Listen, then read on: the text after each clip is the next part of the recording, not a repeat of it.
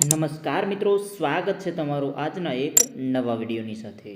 તો મિત્રો, આજના આ વિડીયોમાં આપણે વાત કરવાના છે કે આપણે જો એપ્રેન્ટિસશિપ કરવું હોય તો આપણે શું કરવું જોઈએ। બધાના મનમાં સૌથી મોટો સવાલ એ હોય છે કે એપ્રેન્ટિસ કરવા માટે શું કરવું જોઈએ। એપ્રેન્ટિસ કરવા માટે તમારે કઈ લાયકાત જોઈએ, તમારે તાલીમમાં તમે કયો અભ્યાસ કરેલો હોવો જોઈએ, અથવા તો તાલીમ માટે તમારી વય મર્યાદા કઈ હશે। આ બધા પ્રશ્નો બધા મિત્રોને હોય છે। તો આજના આ વિડીયોમાં તમારા આ બધા પ્રશ્નોનું સોલ્યુશન થઈ જવાનું છે। આ એક જ વિડીયોની અંદર તમને એપ્રેન્ટિસશિપને લગતા જેટલા પણ પ્રશ્નો છે તે બધાનું સોલ્યુશન થઈ જવાનું છે। વિડીયોને પૂરેપૂરો જોઈ લેજો, અને જે મિત્રોએ ચેનલને સબસ્ક્રાઈબ નથી કરેલી તે મિત્રો ચેનલને પણ સબસ્ક્રાઈબ જરૂર કરી દેજો। તો મિત્રો, એપ્રેન્ટિસશિપની અંદર સૌથી પહેલો સ્ટેપ એ આવે કે આપણે ઓનલાઈન એપ્લાય કરવાનું રહેશે। હવે ઓનલાઈન કઈ જગ્યાએ એપ્લાય કરવાનું રહેશે, આ પણ સૌથી મોટો સવાલ છે। તો મિત્રો, આ ઓનલાઈન એપ્લાય કરવા માટે તમારે છે તો સૌથી પહેલાં એપ્રેન્ટિસશિપ પોર્ટલની વેબસાઇટ છે તેની ઉપર જવાનું રહેશે। એપ્રેન્ટિસશિપ પોર્ટલની વેબસાઇટ છે તેની ઉપરથી તમારે ઓનલાઈન એપ્લાય કરવાનું રહેશે। તે વેબસાઇટની અંદર તમે જશો એટલે તમારે અહીંયા લોગિન રજિસ્ટ્રેશનનો એક ઓપ્શન બતાવશે, લોગિન એન્ડ રજિસ્ટ્રેશનનો ઓપ્શન બતાવશે। તેની અંદર જઈ તમારે ઓનલાઈન એપ્લાય કરવાનું રહેશે। આપણે તેનો વિડીયો પણ એક પૂરેપૂરો બનાવી દઈશું કે ઓનલાઈન એપ્લાય આપણે કઈ રીતે કરવું તે તમે જોઈ લેજો। તેની અંદર તમારા જેટલા પણ ડોક્યુમેન્ટ છે તે બધા એડ કરવાના થશે, તે આપણે વિગતવાર જોઈ લઈશું। ત્યારબાદ તમે પણ ઓનલાઈન એપ્લાય કરી દેજો। તો મિત્રો, અહીંયા આપણે જોયું કે ઓનલાઈન એપ્લાય ક્યાં કરવાનું છે। તો હવે આપણે આગળ જોવાનું છે કે ઓફલાઈન એપ્લાય પણ ક્યાં કરવાનું છે, કેમ કે ઓનલાઈન એપ્લાય કરેલું છે પણ સાથે સાથે તમારે ઓફલાઈન એપ્લાય પણ કરવાનું છે। આ ઓફલાઈન એપ્લાય એટલા માટે કરવાનું છે કે કોઈ ભરતી આવશે તો તમારા ઘરે ડાયરેક્ટ લેટર આવશે, એટલા માટે ઓફલાઈન પણ કરવું જરૂરી છે। હવે મિત્રો, આ ઓફલાઈન રજિસ્ટ્રેશન કરાવવા માટે આપણે ક્યાં જવાનું રહેશે, તો ઓફલાઈન રજિસ્ટ્રેશન કરાવવા માટે આપણે જિલ્લા રોજગાર કચેરીએ જવાનું રહેશે। આપણો તમારો જે જિલ્લો હોય તેની અંદર રોજગાર કચેરી હોય ત્યાં તમારે જવાનું રહેશે। રોજગાર કચેરીની અંદર તમારા જેટલા પણ ડોક્યુમેન્ટ છે તે બધા સાથે લઈ જવાના રહેશે। તમે 10 પાસ કરેલું છે, 12 પાસ કરેલું છે, ત્યારબાદ ITI પાસ કરેલું છે, તે બધા ડોક્યુમેન્ટ તમારે ત્યાં આપવાના રહેશે।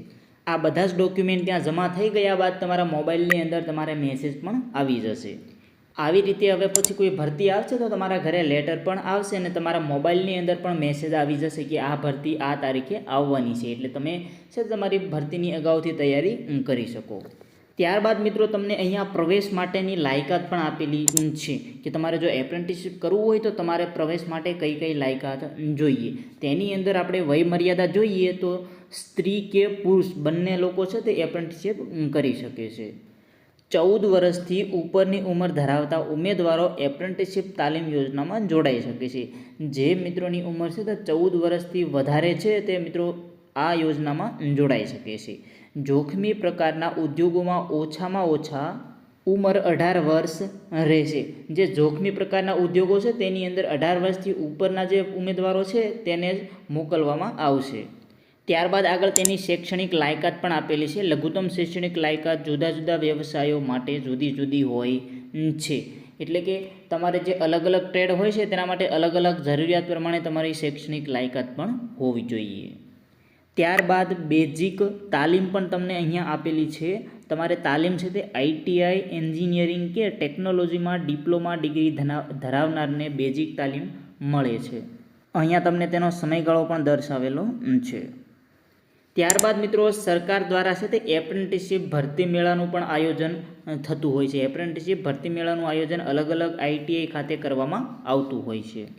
જ્યાં પણ કોઈ ITIની અંદર એપ્રેન્ટિસ ભરતી મેળાનું આયોજન હોય છે ત્યાં ગમે તે ઉમેદવાર છે તે ભાગ લઈ શકે છે।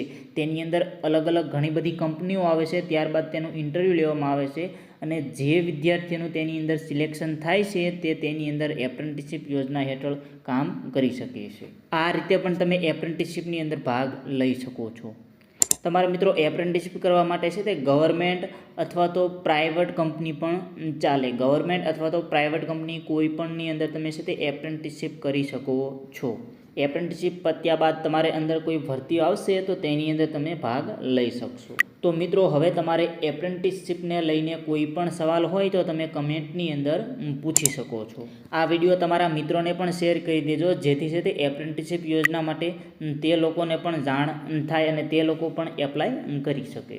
તો મિત્રો આજનો આ વિડીયો પસંદ આવ્યો તો લાઇક કરી દેજો, અને જે મિત્રોએ ચેનલને સબસ્ક્રાઈબ નથી કરેલી તે મિત્રો ચેનલને પણ સબસ્ક્રાઈબ જરૂર કરી દેજો. આપણા વોટ્સએપ ગ્રુપ, ટેલિગ્રામ ગ્રુપની લિંક તમને ડિસ્ક્રિપ્શનમાં આપેલી છે, ત્યાં પણ જોઈન થઈ જજો. ધન્યવાદ.